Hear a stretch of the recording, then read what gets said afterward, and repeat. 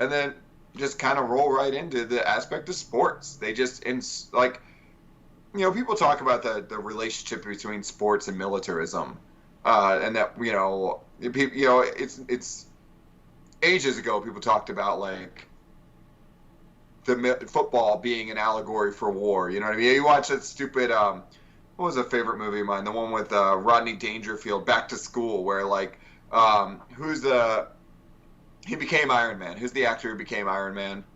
Um, Robert Downing Jr. yeah, Robert Downey Jr.'s in there, and he's saying football is just a crypto-fascist analogy for war, man. In Back to School, he's kind of like this kind of hippie or like punk kid or whatever. I still remember that, but like, so that's all well and good. That there's always this element of like, what are these sports for? But but even then, Just on that real quick, there's yeah, that specific scene in Remember the Titans where Denzel Washington has them all march out to Gettysburg and talks about how they're like brothers in war and stuff like that. And I think there's kind of there was a lot of that like around like the 9/11 time too, like we're all brothers, it doesn't matter the color of American skin, we're all brothers in the war against the Muslims kind of thing. yeah, and so. So yeah, there's always been this connection with like in the minds of people between sports and that teamwork aspect and all that.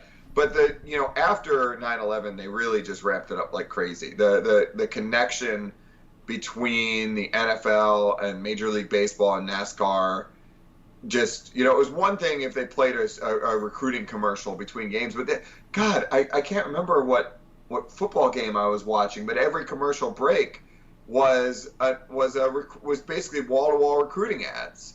You know what I mean?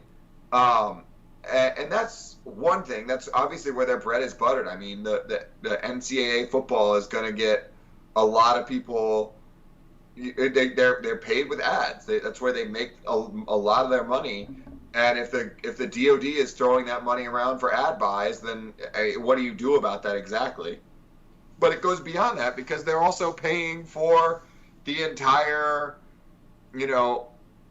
propaganda show, pregame show, and the we all know about the flyovers and stuff like that. But then, so one of the villains, kind of to me, is like, especially the NFL, Roger Goodell, the NFL commissioner, and like, you could. I'm not saying don't watch your sports ball, don't watch your movies, you know what I mean? Whatever it is, I like football, but be conscious of the fact that like and we all know this. We all know that there's the entire hour of flag waving and the huge show before the game, but the NFL they were paid to do that. They weren't doing it out of the kindness of their hearts or to make a buck. But now, strangely, I think they kind of are, and they also went along with you mentioned last week or in your last episode or the one before that about the Tillman story, and they're still slapping a Pat Tillman statue out front of the stadium, which is warranted in a sense. He was, but not for the reasons they're valorizing him. Right.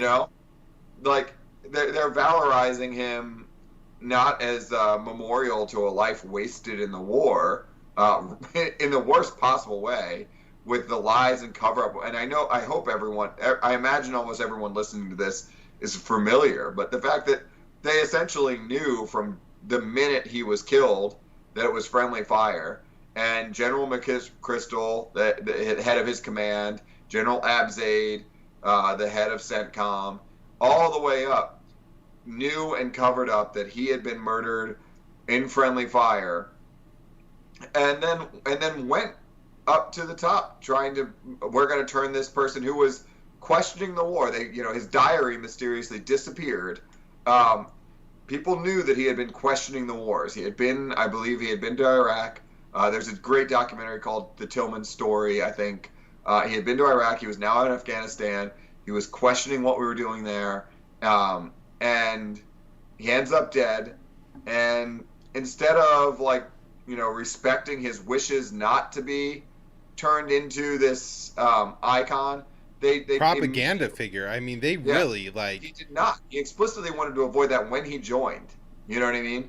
When he joined up, the book too. I did read it, Where Men Win Glory, by John Krakauer. Kind of goes into how when he joined, he didn't want to be turned into the. He knew that he would be. You know, that people would look at an NFL player who joins the Army at that time in a certain light, but he explicitly didn't want to be used as a recruiting propaganda tool even then. And they completely disrespected his wishes immediately, and did everything they could to twist from, you know, what the patriotic duty is to join the military. And when he was killed, they did everything they could to lie and cover up the way he was killed. And for years, it made his family like go through the process of trying to get that information out of them when they shouldn't have had to beg to find out what happened, or fight to find out what happened. And, you know, Roger Goodell was, at least in part, like a group of veterans at one point in around 2007 reached out asking the NFL to help get the true story out on their behalf. To help, I think they were trying to get the NFL, Goodell to like sue for freedom of information about it, and obviously he had no interest in doing that and being forthcoming, you know, and then just kind of in general, and this is across the board, but this also predates the war on terror, but like, you know, it's interesting that like I don't know if you know this, but don't join the Marine Corps because of this, people. I'm telling you right now. But you do get a free Padres game. You get to, if you're on the West Coast and you join the Marine Corps and go to boot camp, you go to a Padres game for free in the baseball season, one Friday or whatever. But just that's a part that's always been a part. The respect the troops, the stand up for the troops, or troops stand to be recognized things, just really went to like, they dialed it up to 11 during the war on terror. And I frankly hate it, you know. Because you'll even get pressure from your friends or people you're there with to stand up, and it's like, this isn't what I want to be doing right now. You know, I've never wanted that recognition. It's uncomfortable, even when I was still gung ho. But then you have the aspect of like the sort of memorabilia where all the sports teams started, and this kind of is going to tie to the retail aspect, started having the camo uniforms and the Military Appreciation Day, and it spun out into, my friend works for Nike, and like arranging the basketball game on the deck of an aircraft carrier just to kind of, well, it's going to be cooler if we have this basketball game outside, a college basketball game outside with helicopters flying around, you know, instead of in a stadium. All of those things just kind of keep feeding this, normalizing what's insane. Anywhere else in the world, the flag-waving militarism, almost anywhere else in the world, outside of North Korea, having, you know, an honor guard march on and having the troops stand up and be recognized would be looked at as absurd. But it's so slowly become the norm that we just have lost our minds, you know? And I don't know how to get back from that, except for just not going to those things, not attending, you know. But something, I don't know how you break that, but the fact that every team has to have a camo uniform showing once a year and stuff like that is, I think it might be dying down a little bit. I think it might have peaked a little while ago. But even, you know, I would try to buy freaking basketball shorts just to wear around the house, and I couldn't find a pair that didn't have friggin' camouflage on them or something. Yeah. You know, why? I feel like it depends where you are, because, you know, when I was living on the East Coast in Boston, like, I really didn't see a whole lot of it. But like when I go home to St. Louis, I see quite a bit, like the camo on everyone and all the camo jerseys and camo hats and everything like that. I mean, some of it's hunting, but most of it is military.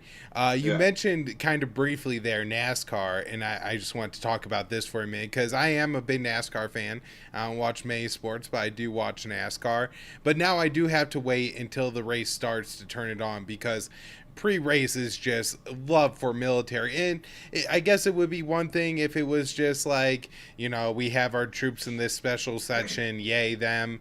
But it goes a lot deeper than that, and they, really get into like the propaganda narratives. The troops are keeping us safe.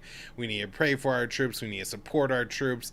And this really feeds into the whole, if you're not for the wars, you're against the troops, and all those kind of nefarious narratives. They also had the flyovers before almost every single race, and that's just wasteful. It just makes me mad for that reason.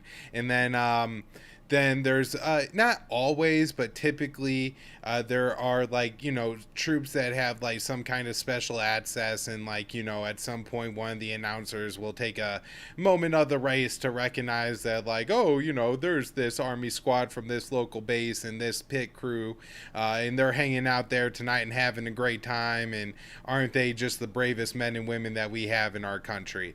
Just everything repeated in every race. And it does drop the enjoyment a little bit for me, but it has actually, NASCAR's gotten a little bit better. It was Senator Claire McCaskill, who's actually from Missouri, led an effort to strip some of the funding for primary sponsorship for NASCAR, because before they were very targeted and had for years the most popular driver in the sport, I think for a while, was Casey Kane, then Dale Earnhardt Jr., as having primary sponsorships either from the National Guard or a different branch in the military. And they do a good job with those cars. Those are nice logos. They look cool. They're slick looking cars. You gotta admit it. They do a good job with their propaganda sometimes, and they definitely do with NASCAR. Yeah, it's amazing the figure, and you were saying how slick those things look, and I don't know that this goes, I'd be very curious what the graphic design and advertising budget is for each of these departments. I'm sure it can be found out, but I know I was looking to see if there was any crossover between directors who direct Marine Corps recruiting commercials, because famously those are pretty successful. The Marine Corps, they would have, when they get a new recruiting commercial every year or two, they'll usually do an unveiling on base where the general will bring everyone in. I remember the one that came out the last few years I was in the Marine Corps. We had to basically go to the theater on base, and the general talk about how proud he was of this new recruiting commercial, and sit there and watch this 2-minute ad. You know what I mean? Or a minute and a half ad or whatever it was. So I was looking up the agencies, and I know advertising agencies are a little bit secretive, so they don't exactly tell you everyone, but I did it was something when they renewed they've been working with the same ad agency for 72 years, the Marine Corps has. And it was a $530 million contract, their last renewal. It's a good chunk of money. Yep. And so I tried to find out who directs those ads, but I couldn't find the names of the direct. Actually, the latest Marine Corps recruiting ad was directed by somebody who doesn't really have that much of a militarist background, but won an Academy Award for cinematography recently or something. But you can't fault them for trying to buy the best or whatever. But I was just curious if they've been going to the same well of directors over and over, or anything like that, and didn't see much of that. But just like you said, the graphic design they put on the cars, it's eye-catching. They spent a lot of time trying to think about how they can represent themselves, and a lot of money on it, which seems waste. Maybe it's amazing, and they still can't meet their recruiting goals. Most years. Yeah. They dump all that money on looking pretty.